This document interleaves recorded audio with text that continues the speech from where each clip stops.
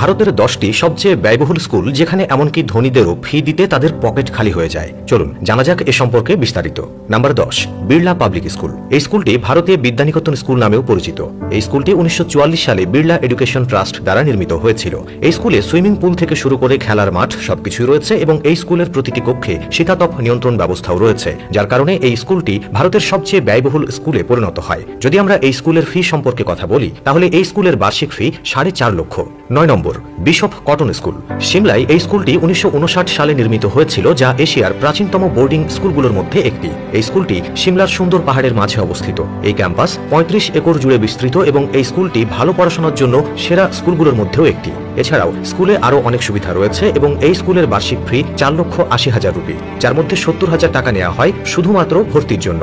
8 নম্বর, ওয়েলহাম boys school. দেহরাদুনে এই স্কুলটি 1937 সালে প্রতিষ্ঠিত হয়েছিল। পুরো স্কুলটি 30 একর জুড়ে বিস্তৃত। দেহরাদুনের এই স্কুলটি ইংল্যান্ডের এক মহিলা তৈরি করেছিলেন, যিনি এই ছেলেদের স্কুল ছাড়াও একটি মেয়েদের স্কুলও প্রতিষ্ঠা করেছিলেন। এই স্কুলে 11টি হোস্টেল রয়েছে এবং সবগুলোতেই খেলার মাঠ রয়েছে। এই স্কুলের ফি 6 লক্ষ থেকে 6.5 লক্ষ পর্যন্ত।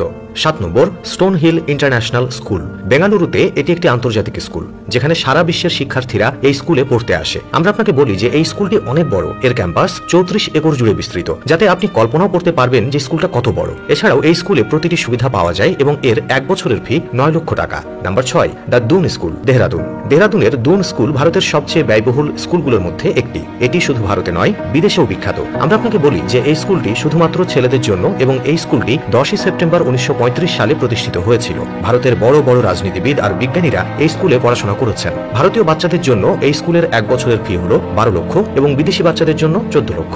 Number 5, equal Montreal world school, Mumbai.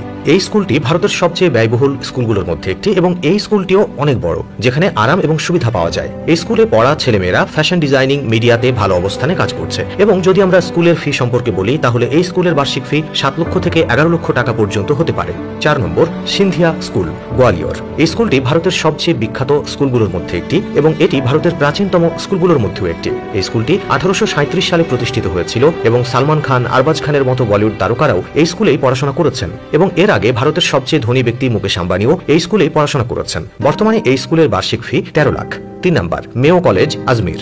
এই স্কুলটি 1875 সালে রাজাদের মহারাজা ও মহারাজাদের সন্তানদের শিক্ষা দেওয়ার জন্য নির্মিত হয়েছিল। এর ক্যাম্পাস প্রায় 180 একর জুড়ে বিস্তৃত। এই স্কুলটি অনেক বড় এবং এই স্কুলে সকল আরাম ও সুবিধা পাওয়া যায়। যদি আমরা এই স্কুলের ফি সম্পর্কে বলি তাহলে এই স্কুলের বার্ষিক ফি 13 লাখেরও বেশি। Number 2, good shepherd international school, Ooty. এই স্কুলটি অনেক বড় এবং সুন্দর স্কুল। এই স্কুলের ক্যাম্পাস মাত্র 70 একর জুড়ে বিস্তৃত। এই স্কুলে সকল আরাম আর সুবিধা পাওয়া যায়। এই স্কুলের বার্ষিক ফি 15 লক্ষ।